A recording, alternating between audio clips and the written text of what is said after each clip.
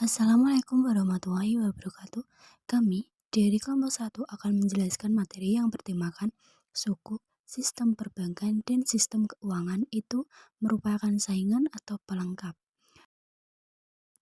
Yang beranggotakan saya sendiri, Nia Maisarah dengan NIM 63010020074. Yang kedua, yaitu Mas Yudi Kurniawan dengan NIM 63010160137.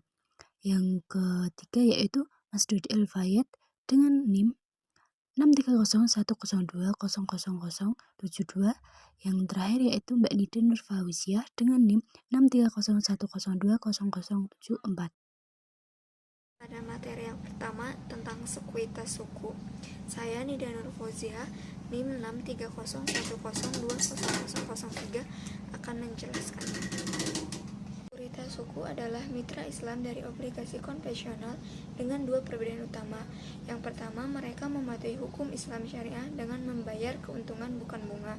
Yang kedua, mereka biasanya melibatkan kepemilikan aset yang nyata. Penggunaan sekuritas suku memastikan bahwa pembiayaan diberikan kepada peminjam yang layak kredit dan mengurangi masalah keagenan. Obligasi konvensional di sisi lain adalah kontrak utama murni atau mewakili klaim keuangan pada proyek yang tidak jelas, di mana aset yang mendasarinya mungkin tidak memiliki nilai ekonomi yang nyata. Secara khusus, pasar suku telah mengalami pertumbuhan luar biasa dengan rata-rata 27% per tahun dalam 2 dekade terakhir. Pada tahun 2016, suku korporasi dan negara yang beredar telah mencapai 318,5 miliar. Sementara krisis pada tahun 2008 mungkin telah memainkan peran kunci dalam ekspansi ini. Pengembangan sistem keuangan domestik adalah yang sangat penting.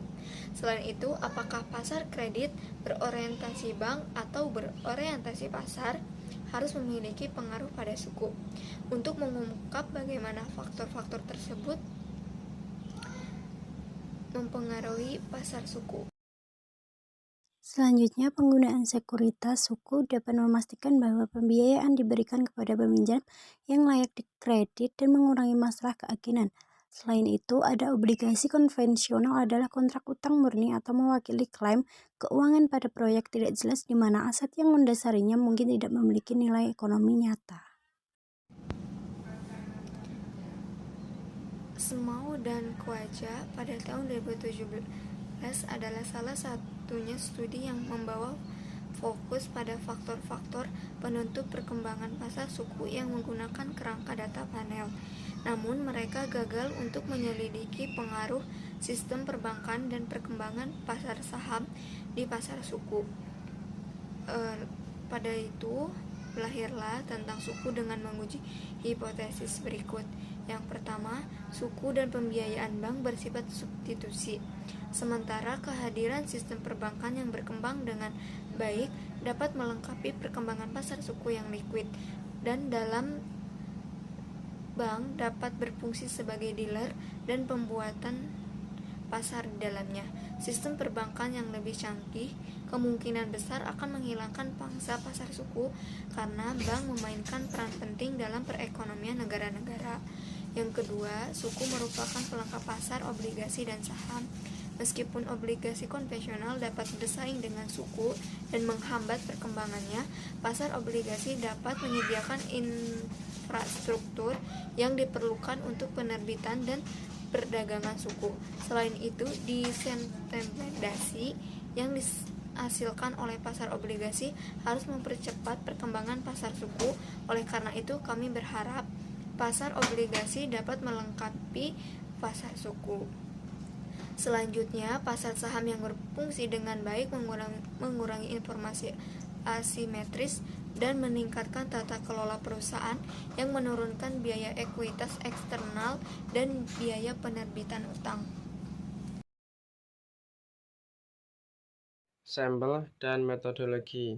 Sampel, kami menguji dampak perkembangan keuangan pada suku menggunakan data aset panel dari 11 negara dari tahun 1995 hingga 2015. Untuk memastikan dimensi deret waktu, pada data kami, negara-negara dengan suku tahunan kurang dari 3 pengamatan telah dijatuhkan. Deskripsi variabel dan tanda-tanda yang diharapkan disajikan pada tabel 1. 2. Metodologi. Untuk memperkirakan panel dinamis kami menggunakan sistem penduga GMM dari Blundell dan Boone 1998 yang menggabungkan dalam suatu sistem regresi dalam perbedaan pertama dan regresi dalam tingkat. Perlu dicatat bahwa sistem penduga GMM belas ke bawah dalam sampel kecil Blundell atau Boone 1998.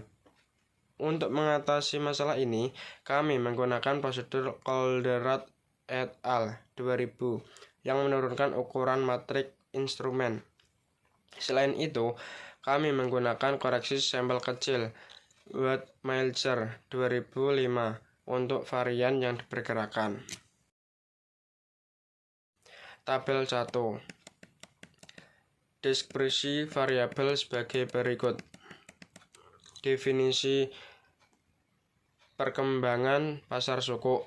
Ukuran kapitalisasi pasar suku tahunan terhadap PDB, T atau A. Ukuran ekonomi, ukuran PDB dan paritas daya beli, plus.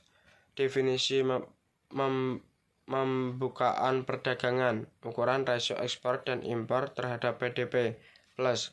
Definisi campuran common law atau hukum syariah, ukuran demi sama dengan satu negara mengadopsi hukum campuran dari hukum umum Inggris dan hukum syariah dan nol sebaliknya, plus.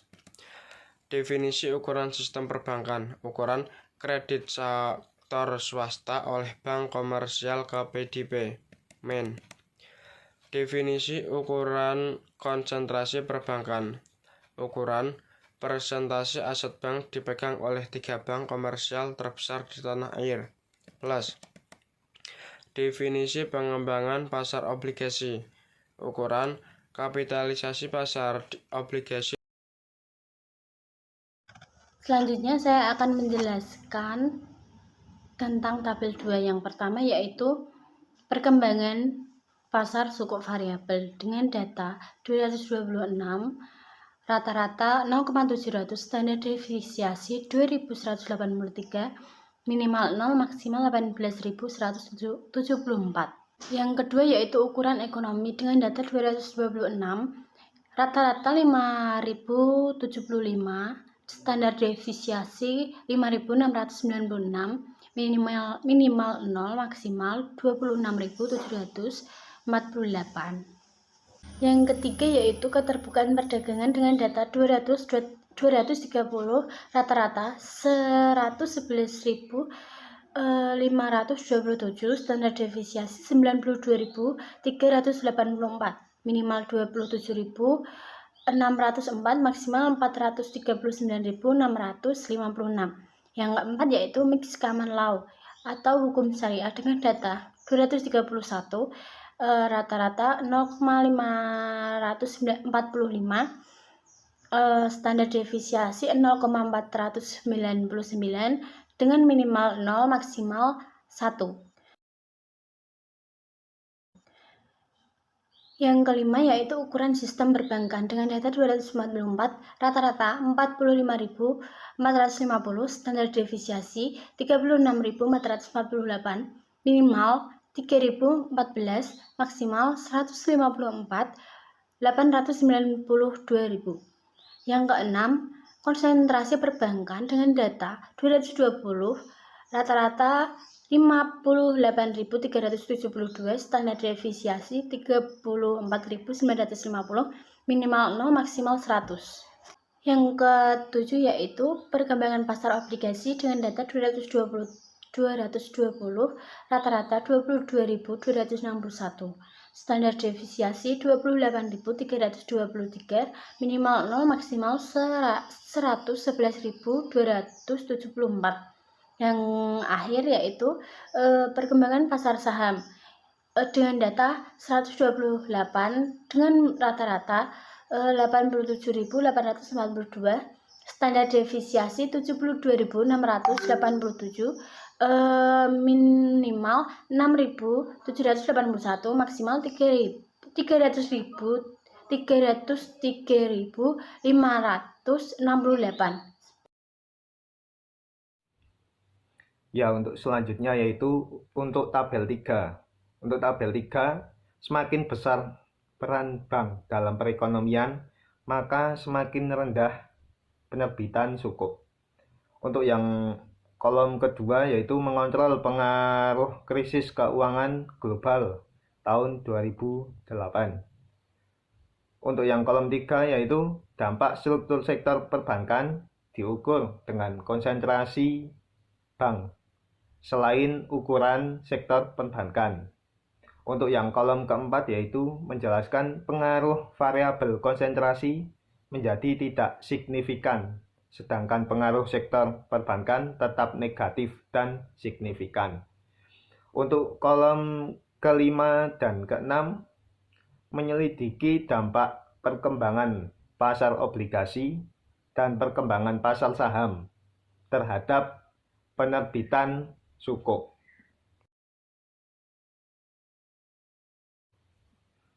Untuk yang terakhir yaitu kesimpulan. Kesimpulan dari materi ini yaitu dengan pembatasan ketat pada pembiayaan bank jangka panjang di bawah kerangka peraturan Basel III dan menjamunnya investasi hijau dan bertanggung jawab secara sosial, maka pasar sukuk tentu memiliki peluang pengembangan yang sangat besar dalam waktu dekat, dan begitu pula tantangannya.